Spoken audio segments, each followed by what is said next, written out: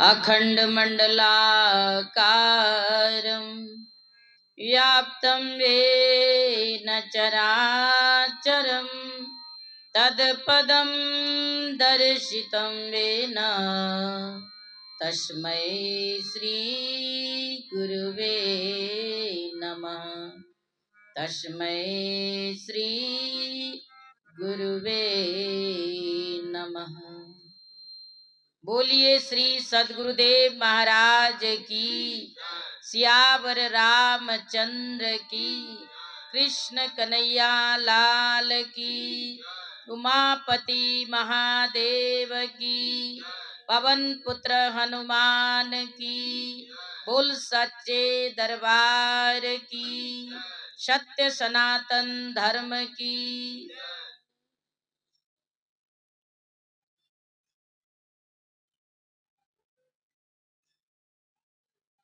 आदरणीय उपस्थित सज्जनों, आप सभी लोग काफी देर से भगवान की चर्चा को श्रवण कर रहे थे और ये हम सभी लोगों का परम सौभाग्य है सत्संग की गंगा में स्नान करने का शुभ घड़ी आज परमात्मा ने हम सभी को प्रदान किया। और यही शुभ घड़ी को पाकर के भक्त ने कहा, आज मैं धन्यति धन्य अति, यद्यपि सब विधिहीन, निज जन जानी राम मोहे, संत समागम दीन। यद्यपि हम इस लायक के थे अथवा नहीं थे, लेकिन प्रभु परमात्मा ने हमारे ऊपर ऐसी असीम अनुकंपा किया और हम सभी को ये भगवत चर्चा सत्संग का जो शुभ घड़ी है हमारे जीवन में मिल रहा है।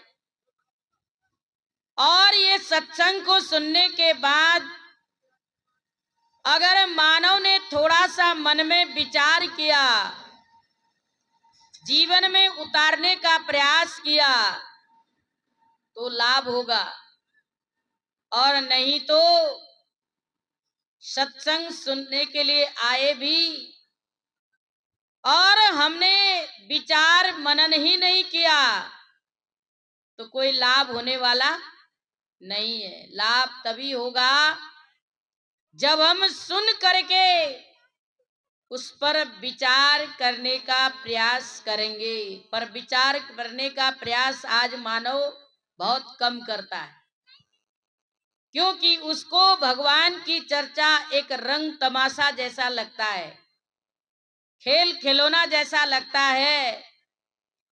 इसीलिए साधु संतों ने कहा, भगवान की चर्चा सुनकर के जब मानव ने विचार ही नहीं किया, इतना महान चोला को पाने से कोई फायदा होने वाला नहीं है।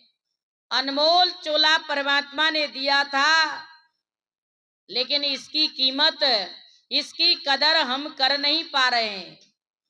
साधु संत भगवान की चर्चा हम आपको संदेश देता है कि हे मानव, जीवन का राज अगर समझना है तो भगवान की चर्चा को सुन करके उस पर विचार करने का प्रयास करो।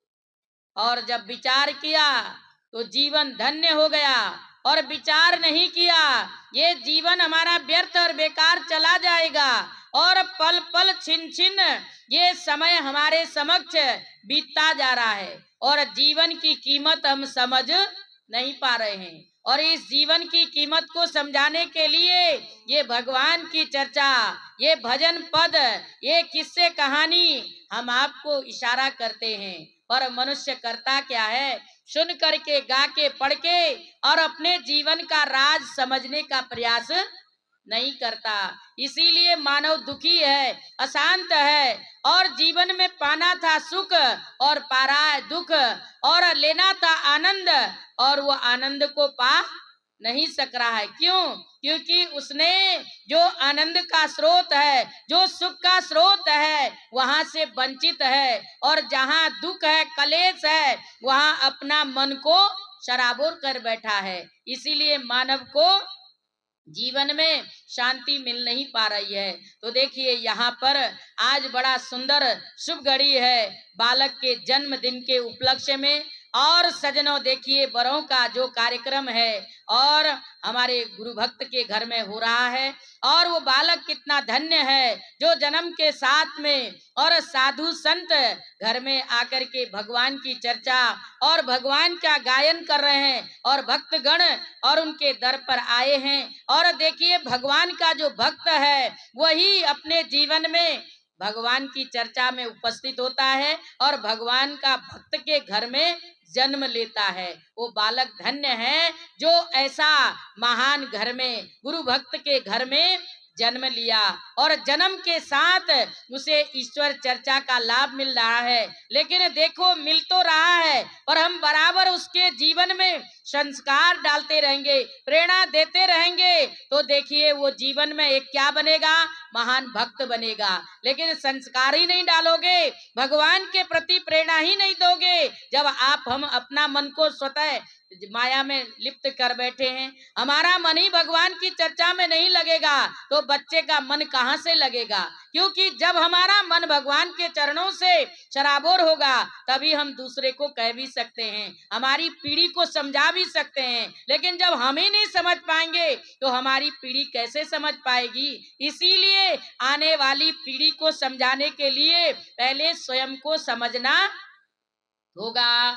देखिए सजनों, जब हम भगवान के भक्त बनेंगे तो कहेंगे भाई तुम भी भगवान की चर्चा से प्रेम करो, क्योंकि संसार का कार्य करते हुए, संसार में रहते हुए और भगवान के चरणों से अपना संबंध जुड़ा रहेगा, प्रेम करते रहेंगे, तो हमारा जीवन सार्थक और धन्य बनेगा। नहीं तो देखो न हमने भगवान को जाना, न हम भगवान का भजन करते, न भगवान का गायन सुनते, माया में मन लगा हुआ है दिन रात, और इस जीवन का कल्याण होने वाला नहीं है। अगर चाहते हैं अपनी पीढ़ी को और अपने को भगवान के चरणों से प्रेम करे, महान बनाने के लिए हमारा जीवन श्रेष्ठ महान तभी बनेगा, हमारा भी और आने वाली पीढ़ियों का भी, जब वो आपकी सेवा करेंगे। देखो हम चाहते हैं कि हमारी पीढ़ी हमारी सेवा करे, हमारे जो है आने वाला जो पीढ़ी है वो हमारी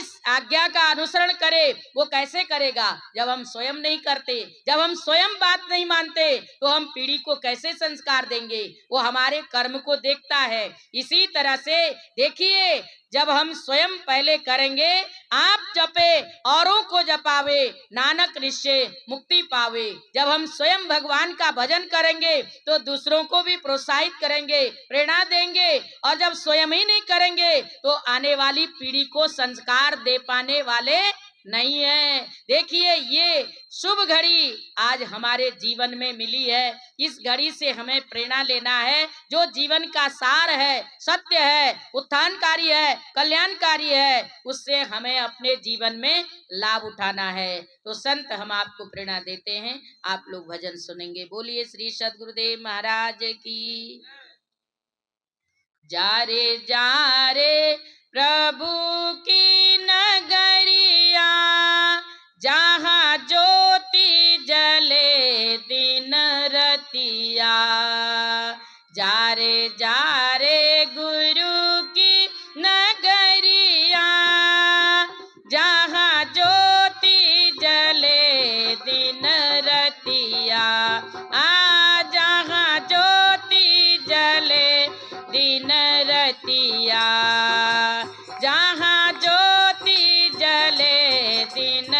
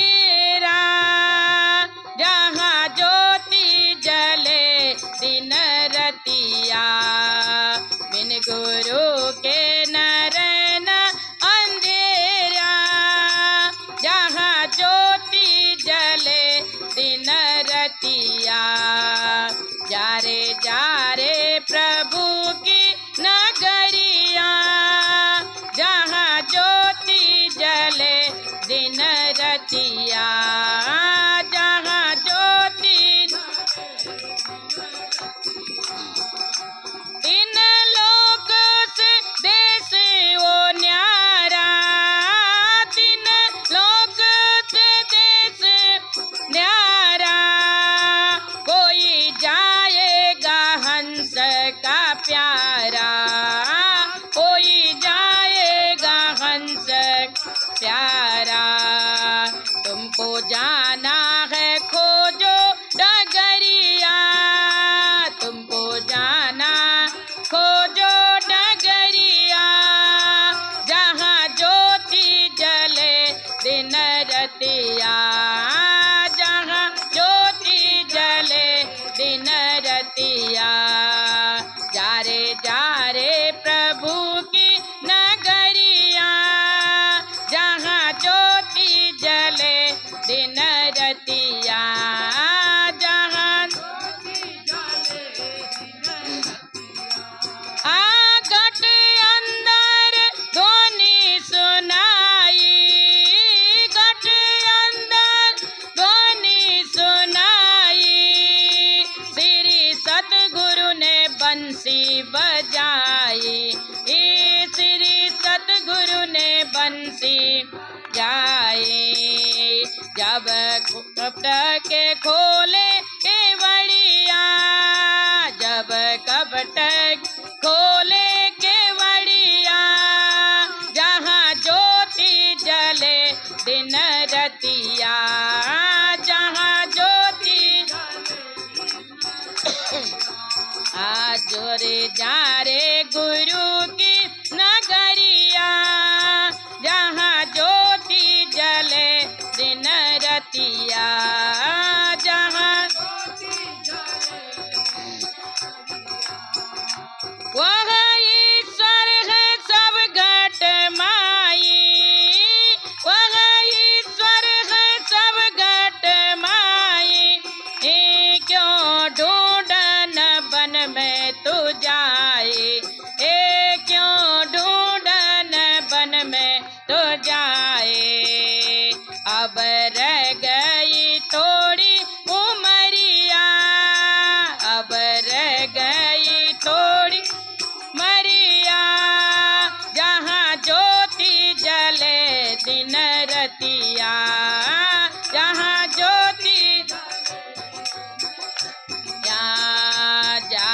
जा रे प्रभु की नगरिया, जा रे प्रभु की नगरिया, जहाँ ज्योति जले दिन रतिया, जहाँ झाल ढोलक खूब बजाए, झाल ढोलक खूब बजाए। जाके मंदिर में देवतारी जाए, जाके मंदिर में देवतारी जाए। ए देव दुर्लभ पाके देवरिया, देव दुर्लभ पाके देवरिया, जहाँ ज्योति जले दिन रतिया, जहाँ ज्योति जले दिन रतिया। जा रे प्रभु की नगरिया, जा रे हरि की नगरिया, जहाँ ज्योति जले दिन रतिया, जहाँ ज्योति जले दिन रतिया, जहाँ ज्योति जले दिन रतिया। बोलिए सियावर रामचंद्र की।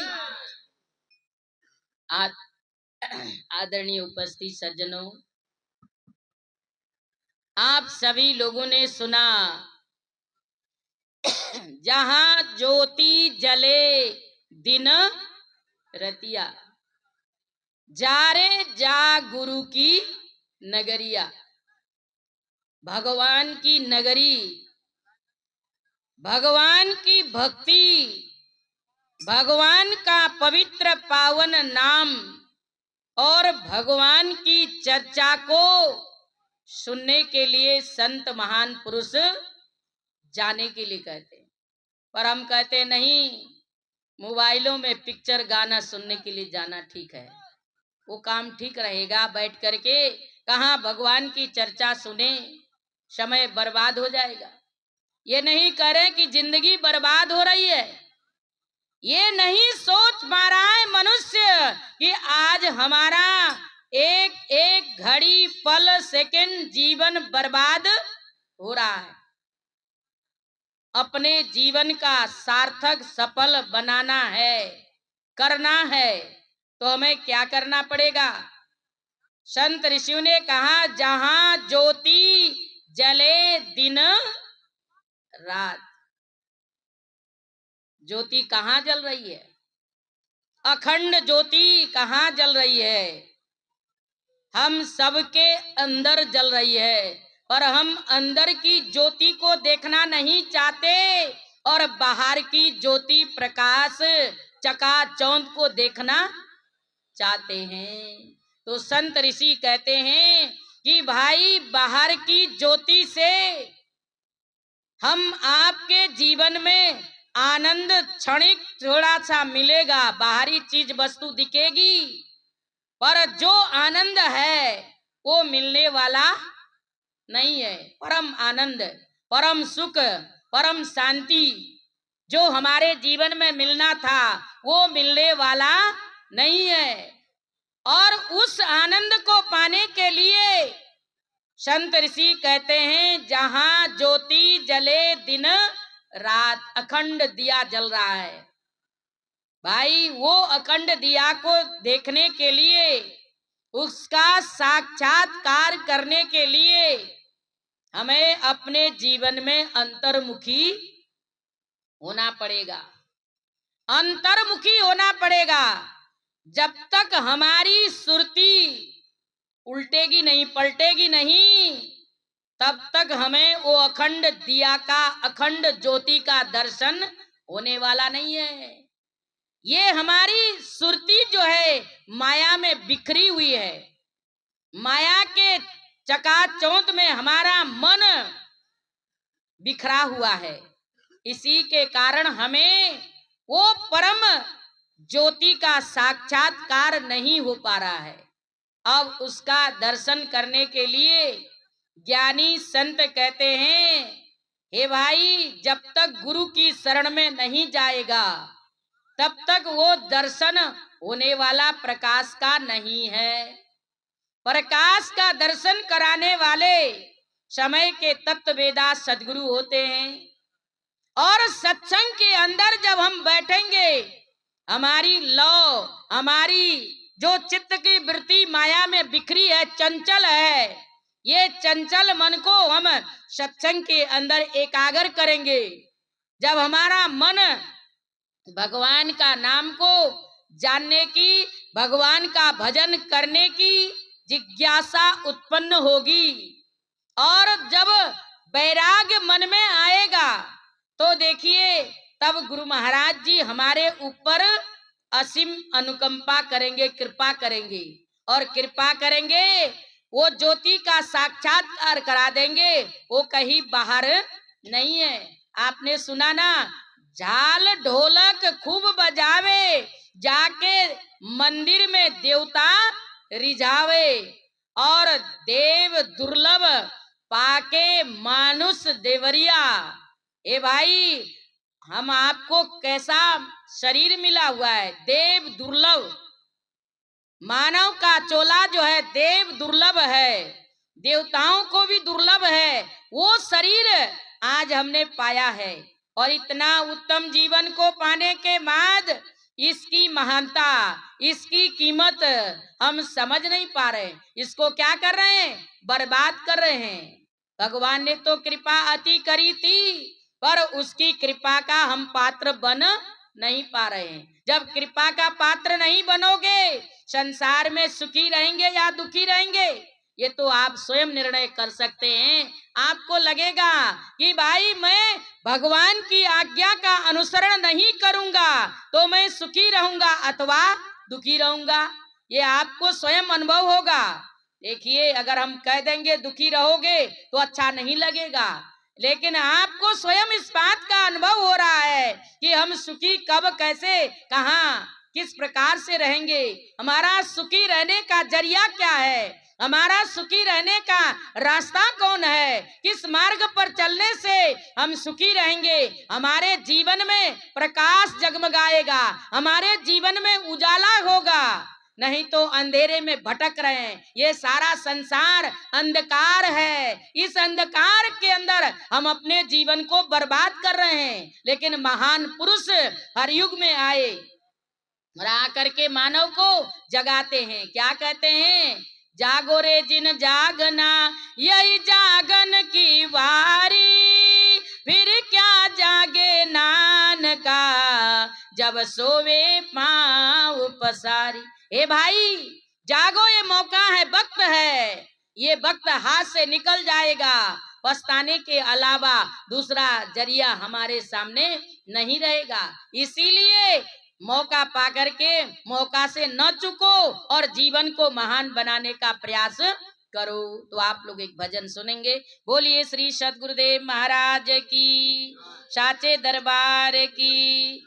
जिसको जीवन में मिला सत्संग है, उसे हर घड़ी आनंद ही आनंद है। जिसको जीवन में हो, जिसको जीवन में मिला सत्संग है, उसे हर घड़ी आनंद आनंद है। जिसको जीवन में मिला सत्संग है, उसे हर घड़ी आनंद ही आनंद। तुलसी मीरा कबीरा ने गाया, सूरदास ने दर्शन पाया। तुलसी मीरा कबीरा ने, सूरदास ने दर्शन पाया। जिसके हृदय में, जिसके हृदय में राम नाम बंद है, उसे हर घड़ी आनंद ही आनंद है। जिसके हृदय में नाम बंद है, उसे हर घड़ी आनंद ही आनंद। जिसको जीवन में, जिसको जीवन में मिला सत्संग है, उसे हर घड़ी आनंद। जिसका जीवन सच्चाई में ढल गया, उसके पापों का पर्वत पिघल गया। जिसका जीवन सच्चाई में ढल गया, उसके पापों का पर्वत पिघल गया। जिसके रोम रोम में हो, जिसके रोम रोम में बसे गोविंद है, उसे हर घड़ी आनंद आनंद है। जिसके रोम रोम में गोविंद है, उसे है। जिसको जीवन में मिला सत्संग है, उसे हर घड़ी आनंद ही आनंद है। जिसको जीवन में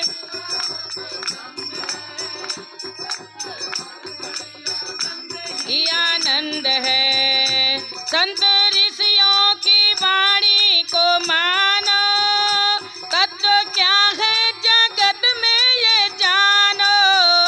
संत ऋषियों की वाणी को, तत्व क्या है जगत में ये जानो। उसका 84 कट गया पंद है, उसे हर घड़ी आनंद आनंद है। उसका 84 हो, उसका 84 कट गया पंद है, उसे हर घड़ी आनंद। जिसको जीवन में मिला सत्संग है, उसे हर घड़ी आनंद ही आनंद है। जिसको जीवन में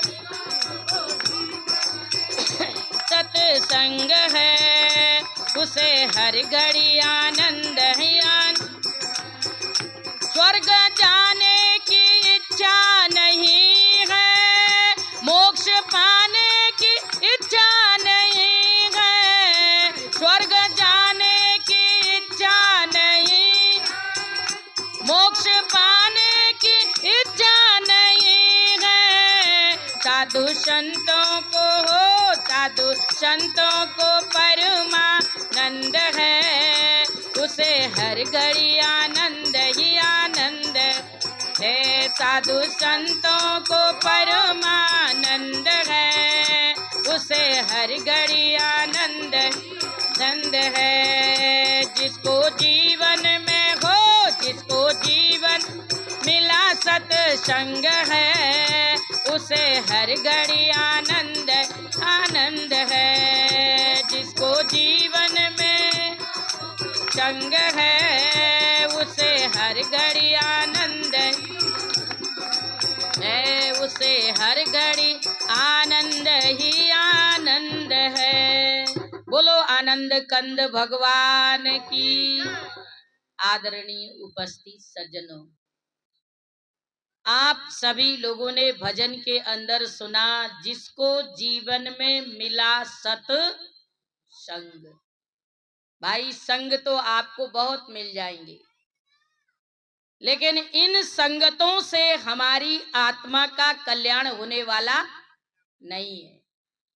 सत्य का संग करने से मानव की आत्मा का कल्याण होगा, होता है, लेकिन वही संगत करने में मानव को बड़ी समस्या है। सत का संग करने में असत का संग तो मानव बहुत कर लेता है और कर रहा है, दिन रात दौड़ रहा है। असत का संग, सत क्या है, असत क्या है?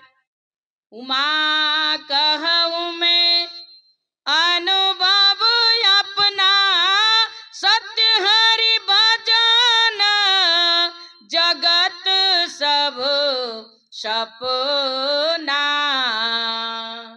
भगवान शंकर कहते हैं, जिसको आप लोग कैलाश पर्वत में निवास करने वाला, कैलाश पर्वत में जिसका निरंतर ध्यान करने के लिए जाते हैं, और सजनों वो भगवान हम आपके जीवन में माध्यम किसको बना रहा है?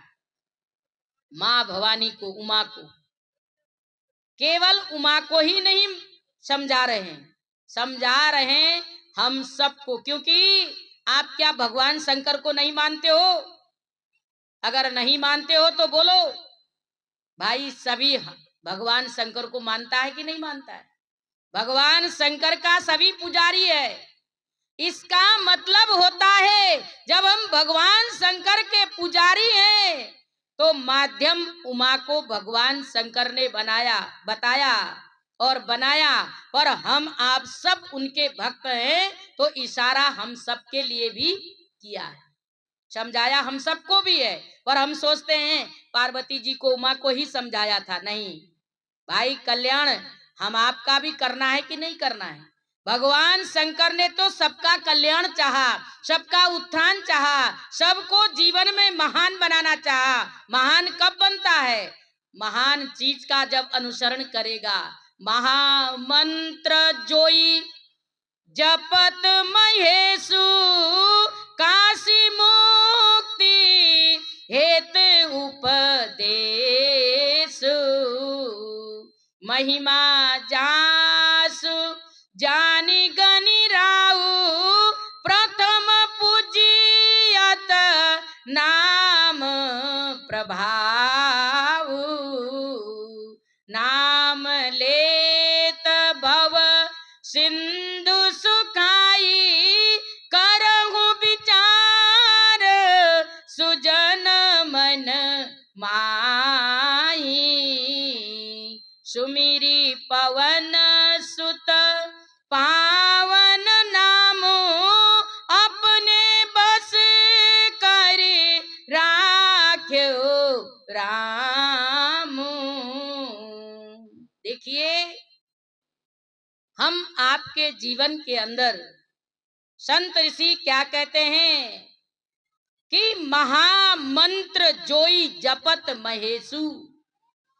भाई, जिस नाम को स्वयं भगवान शंकर ने भजा था, क्या अपना ही नाम अपने से भजा था? ओम नमो शिवाय, ओम नमो शिवाय, यही कहा था। अब कौन सा नाम होगा? हम सभी कहते हैं महामंत्र जो जपत महेशु, काशी मुक्ति हेतु उपदेशु। हम बहुत पढ़ते हैं मानस के अंदर, रामायण के अंदर। आप सभी लोग सुनते भी हैं, पढ़ते भी हैं, बड़ी श्रद्धा निष्ठा रखते भी हैं, पर विचार नहीं करते। भाई, पन्ना पलट दिया भगवान शंकर की, हम आज आज्ञा का पालन नहीं कर रहे। केवल मात्र गाते हैं, केवल मात्र पढ़ते हैं, सुनते हैं, पर उसको जीवन में आत्मसात नहीं करते। जब तक आत्मसात नहीं करेंगे, पढ़ने से, गाने से, सुनने से कोई लाभ नहीं होगा। भगवान शंकर ने कहा कि ये दुनिया वालों, महामंत्र महान क्या है? जिसका कभी नाश नहीं होता। और देखिए, था, है, रहेगा। और हम अपने जीवन में उस पवित्र पावन नाम का सुमिरन करना जानते नहीं है। महापुरुषों ने तो इशारा किया, ए दुनिया वालों, जिसका कभी नाश नहीं होता, उस नाम का ध्यान करो। वो आपके अंदर है, बाहर नहीं है। लेकिन हम बाहर ढूंढ रहे हैं उस महामंत्र को। बाहर जो है क्या करते हैं? रटते हैं। भगवान शंकर ने कहा था महामंत्र जपो, महामंत्र जपो। क्या यही जपने से हमारा कल्याण होगा? वो जपने का विषय नहीं है, वो तो अव्यक्त है। वो हम आपके अंदर है। वो मुंह की वाणी से व्यक्त नहीं किया जाता, मुंह से बोला नहीं जाता। वो तो हमारे जीवन के अंदर निरंतर महामंत्र का जाप हो रहा है, ऑटोमेटिक है। लेकिन सजनों, हमको समझ में बात नहीं आ रही है। क्यों? गुरु के बिना ज्ञान नहीं, और ज्ञान के बिना मुक्ति नहीं। देखिए, गुरु के बिना ज्ञान नहीं। गुरु मार्गदर्शन देता है, गुरु राह बताता है, गुरु मंत्र जपने का क्या करता है? विधि बताता है। पर हम लोग विधि जानते नहीं है, केवल मात्र तोता रोटन करते रहते हैं, और रटते रटते जीवन अंत हो जाता है, पर राज समझ में नहीं आता। देखिए, आप सुन रहे थे कि भाई, सुमिरी पवन सुत पावन नामू, अपने बस करे राख्यो रामू। हनुमान जी ने प्रभु राम को अपने वश में किया। क्या आपका पुत्र आपके वश में है? आपकी स्त्री आपके वश में है? आपके श्रीमान आपके वश में है? आपका पड़ोसी आपका वश में है? आपका रिश्तेदार आपके वश में है? सबसे बड़ी बात तो यह है, यहाँ पर देखा जाता है आपका मन आपके वश में नहीं है, तो दुनिया कैसे वश में होगी? क्योंकि आपका मन आपके अंदर है, वो आपके वश में नहीं है। आपका मन इतना चंचल है। देखिए, जब आपका मन ही आपके वश में नहीं होगा, तो अन्य लोगों को आप वश में कैसे करोगे? क्योंकि ये मन बड़ा चंचल है, तेरा भजन नहीं करता। जितना इसे समझाऊं उतना ही मचलता। क्या करता है? ये मन बड़ा क्या कर रहा है? चंचलता दिखा रहा है, और भगवान का भजन नहीं करने देता। माया का भजन के लिए दिन रात दौड़ रहा है। शरीर में दम है नहीं है, लेकिन भाई खिसते जाता है। लेकिन हमारे संतों ने कहा, ये मन की गति है, इस गति को हम कैसे सुधारेंगे? जब तक ये मन की गति नहीं सुधरेगी, तब तक हम भगवान का साक्षात्कार नहीं कर पाएंगे। ये जीवन बीत जाएगा, तुझे रोना नहीं होगा। भरोसा कर तू ईश्वर का, तुझे धोखा नहीं होगा। ए बंदे, अगर ईश्वर पर भरोसा है, ईश्वर के आप अंश है, तो आपको ईश्वर की बात को मानना पड़ेगा और ईश्वर का ध्यान करना पड़ेगा। वो समय के महापुरुष हम आपको समझाने के लिए आते हैं, और जब आए हैं तो हम आपको समझ में बात कैसे आएगी? बात समझ में सत्संग के द्वारा ही आएगा।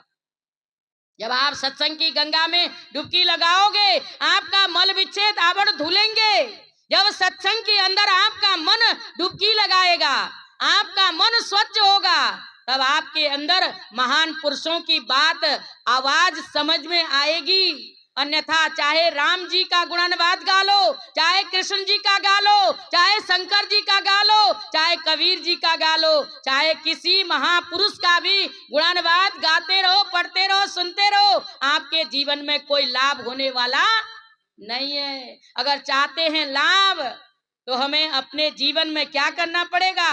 अपने मन को स्वच्छ करना पड़ेगा, मन को पवित्र करना पड़ेगा। और मन जब स्वच्छ निर्मल होगा, मन की काई धुलेगी, तो आपका मन नाम में लगेगा, भगवान के नाम में लगेगा। जिस नाम को भगवान शंकर ने कहा, उमा कहूं मैं अनुभव अपना, सत्य हरि भजन जगत सब सपना। ये संसार स्वप्नवत है और सत्य है तो केवल हरि का भजन है। वही भजन को हमने छोड़ दिया। हरि के भजन के बहाने हजार, पेट भरन को बड़ा होशियार, कैसे मुंह दिखाओगे भगवान को। हे भाई, कैसे मुंह दिखाओगे भगवान को? हरि के भजन के लिए बहाने हजार और पेट भरन को बड़ा होशियार। एक टाइम नहीं मिले तो कहेंगे आज तो हमारा उपवास ही हो गया। देखिए सजनों, 3-3 टाइम 4-4 टाइम खा के भी मनुष्य संतुष्ट नहीं है। सुबह खाता है, शाम को भूख लग जाती है, शाम को खाता है, सुबह भूख लग जाती है, लेकिन अपनी आत्मा का जो खुराक है उसको कोई नहीं देता। आत्मा बिचारी भूखी प्यासी तड़प रही है और इसी के कारण आप दुखी भी हो।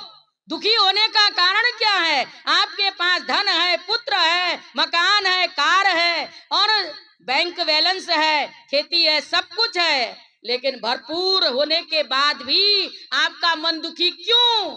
दुख का कारण है दूसरा नहीं, आप स्वयं हैं। दुख का कारण क्यों? देखिए क्या आप कहेंगे, क्या है दुख का कारण? संत कहते हैं दुख का कारण क्यों, लेकिन संतों ने यहाँ पर यह बात भी कहा, दुखी हो क्यों? दुखी होने का कारण यही है, जो आपके पास है उसको आप पाना चाहते नहीं है, और जो नहीं है उसके लिए दौड़ते हैं। नहीं क्या है? जो आपके करीब नहीं है, जो आपके पास नहीं है, उसके लिए दिन रात दौड़ रहे हैं। जो नासमान है, जो असत्य है, जो परिवर्तन है, जो क्षणभंगुर है, उसके लिए हम दिन रात दौड़ रहे हैं। और जो हमारे पास में सत्य है, अजर है, अमर है, अविनाशी है, और उसको हम समझ ही नहीं पा रहे हैं। इसीलिए संत कहते हैं भाई, दुख का कारण कोई दूसरा नहीं है, आप स्वयं है। और दुख मिटाना चाहते हैं तो आप सुन रहे थे, हरि भजन बिना सुख नहीं रही। हरि के भजन के बिना सुख नहीं है। नर क्यों बिरथा भटकाई, सुखी पाता है। देखो चबाता है बकरे की तरह, क्या हिलाया और मुंह फाड़ा, कचड़ा दानी बना लिया। इसको क्या बना लिया? इतना सुंदर शरीर को कचड़ा दानी बना लिया। जैसे आप कूड़ा कचड़ा डालते हो ना, एक डिब्बा रखा रहता है, डिब्बा में क्या डालते हो? कचड़ा डालते हो। तो ये संसार का कचड़ा आप जो है इस जीवन की शरीर के अंदर, इतना पवित्र देवालय के अंदर डाल रहे हो, इस मंदिर के अंदर डाल रहे हो। इधर क्या कहते हो? तेरे पूजन को भगवान मना मन मंदिर आली शाम। ये इस माइक में भी बदबू आ रही है, इतनी बदबू आ रही है, हमारे नाक में जा रही है। हम बहुत श्वास को क्या करें, अब मजबूरी है। देखिए आज मानव की ये गति है, अब कहता है हम बीमार हैं, हम परेशान हैं। अरे भाई लिखा हुआ है, जल्दी क्या होगा? इसको खाने से जीवन नष्ट हो जाएगा, बर्बाद हो जाएगा, पर खा रहे।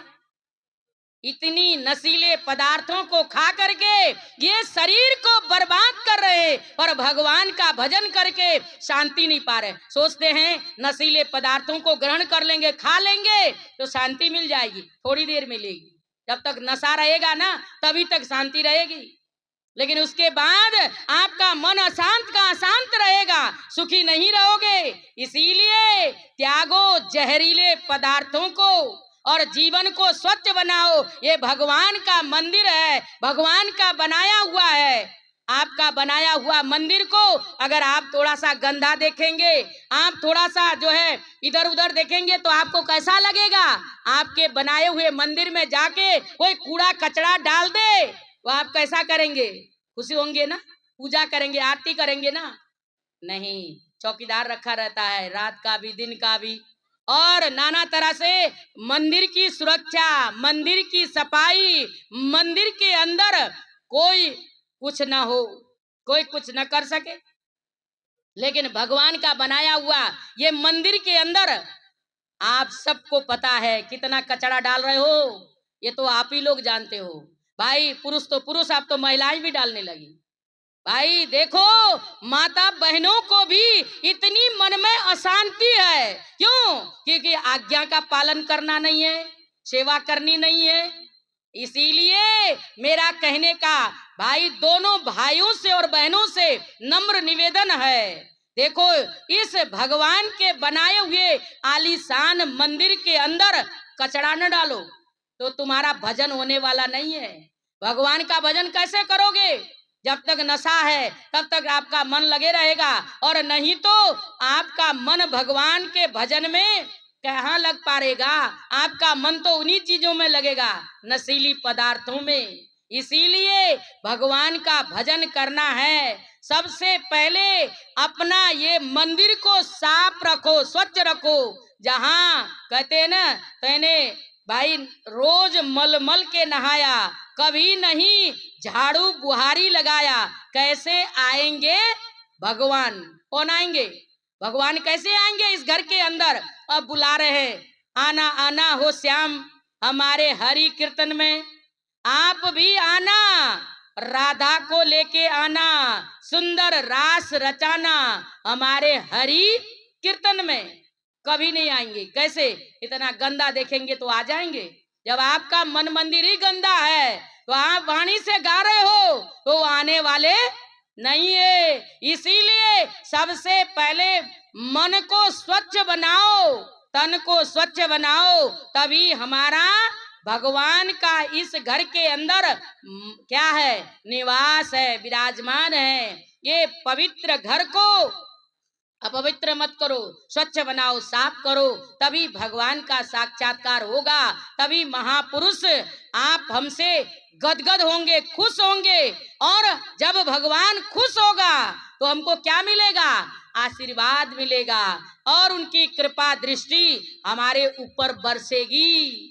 नहीं तो भाई जब आज्ञा का पालन ही नहीं करोगे तो भगवान की कृपा दृष्टि हम पर कैसे होगी? इसीलिए उनकी कृपा अपने ऊपर बरसाना चाहते हैं तो आप लोग सुनेंगे भजन को। बोलिए श्री सद्गुरुदेव भगवान की।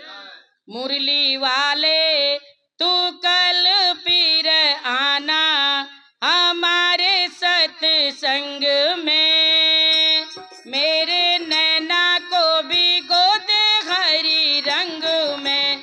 ओ मुरली वाले तू कल फिर आना हमारे सत्संग में, मेरे नैना को भी गोदे हरी रंग में। ओ मुरली वाले तू कल फिर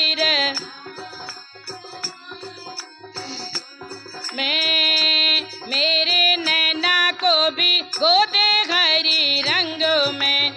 संत समागम हरि की चर्चा बड़े भाग्य से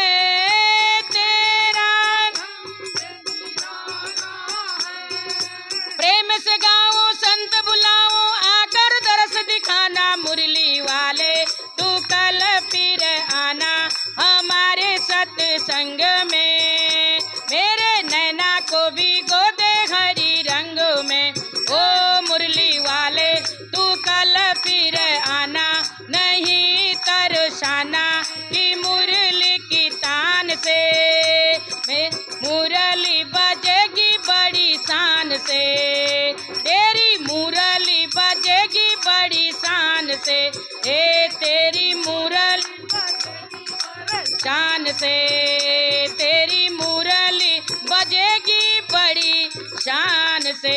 बोलो कृष्ण कन्हैया लाल की। आदरणीय उपस्थित सज्जनों, आप सभी लोगों ने सुना, भक्तों ने जब प्रभु परमात्मा का साक्षात्कार किया, कहाँ किया? सबके अंदर छुप कर बैठा ऐसा मुरली वाला है, और बिना बताए भेद न पावे उसका ढंग निराला है। अब देखिए, हम अपने जीवन में सोचते हैं नाना प्रकार के कर्म कांड करे, नाना तरह के व्रत उपास करे, नाना तरह के नेम धर्म करे, 4 धाम की यात्रा करे, नाना शास्त्र पठन लोके, नाना दैवत पूजनम, आत्मज्ञान बिना पार्थ सर्व कर्म निरर्थकम। ए भाई, इतने सारे कर्म कांड कर लिया, लेकिन भगवान क्या कह रहे हैं कि हे भाई, बिना बताए भेद न पावे उसका ढंग निराला है। संत ऋषियों ने जब अपने जीवन में सर्च किया, देखा, और देखने के बाद कहते हैं बिना बताए कोई उसको जान नहीं पाता। वह प्रभु का ढंग तो बड़ा निराला है, वो है कहाँ?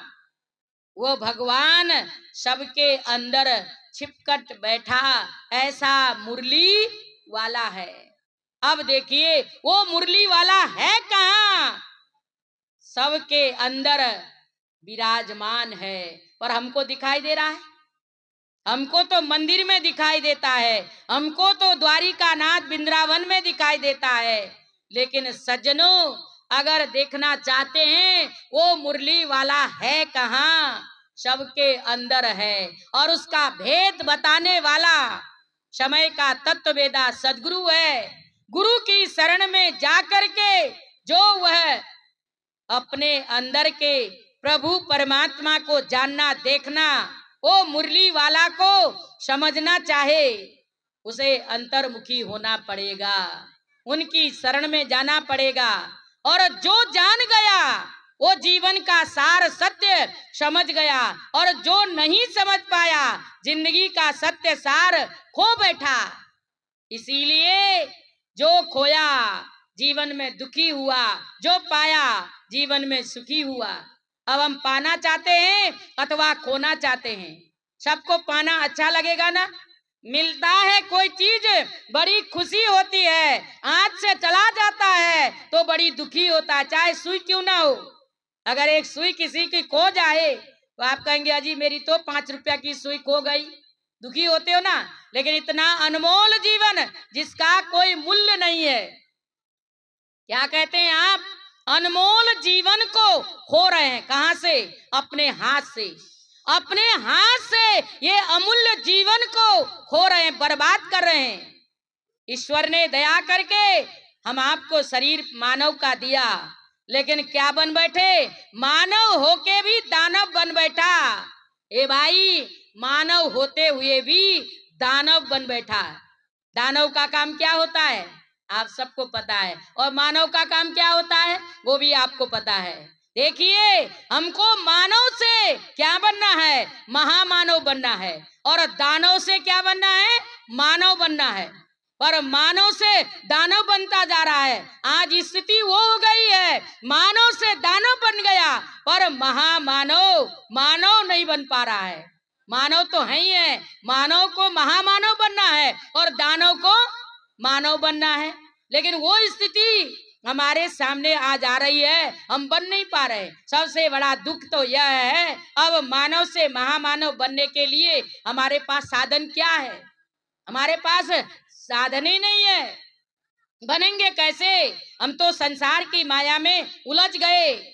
और सज्जनों, आप हम देख रहे हैं आज कैसी स्थिति संसार के अंदर हो रही है। इसीलिए संत ऋषियों ने कहा कि सत्संग के अंदर आना, रास रचाना, और सुधरे सारा जमाना। सुधरेगा सारा जमाना। सत्संग में सत्य का बोध होता है। सत्य क्या है, असत्य क्या है? सत्य हरि भजन, मैंने आपको पहले ही बता दिया। सत्य तो हरि का भजन है, और असत्य ये संसार की माया है। अब देखिए, माया से मन हटा करके अगर सत्य हरि भजन में ये चित्तवृत्ति जुड़ गई तो क्या होगा?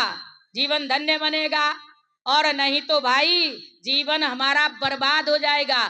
जब सत्य का संग में बैठेंगे, संग में ही नहीं बैठेंगे तो भाई हमारे अंदर परिवर्तन आएगा कैसे? बैठना नहीं चाहता मानव। आज मनुष्य सत्संग में बैठना नहीं चाहता। सुन लगता है उसको भाई दान पुण्य करने में तो जो है कंजूसी करता ही है, और भगवान की चर्चा में बैठने में भी उसको कंजूसी हो रही है, तकलीफ हो रही है। कहता है बैठ जाऊंगा तो कान में मेरा भगवान की चर्चा न पड़ जाए। देखिए भगवान की चर्चा से मानव को इतना एलर्जी है, वो सुनना ही नहीं चाहता। ये कारण क्या है? ये हमारे संस्कार है, ये घर के बड़े बुजुर्गों के संस्कार है। अगर संस्कार नहीं दोगे तो भाई संस्कारी बनेंगे कैसे?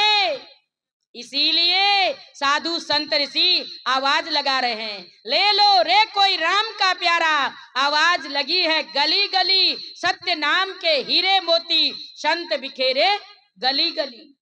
गली गली आवाज लगा रहे, लेकिन उनकी आवाज कौन सुनेगा? जब घर में संस्कार ही नहीं पड़े हैं माता पिता के, तो साधु की बात क्या मानेंगे?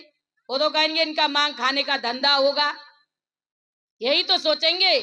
इसीलिए सज्जनों, जब हमारे जीवन में शांति पाना है, सुख पाना है, तो संतों ने कहा कि सुधरे सारा जमाना, जमाना सारा सुधर जाएगा ये सत्संग की गंगा में स्नान करेगा।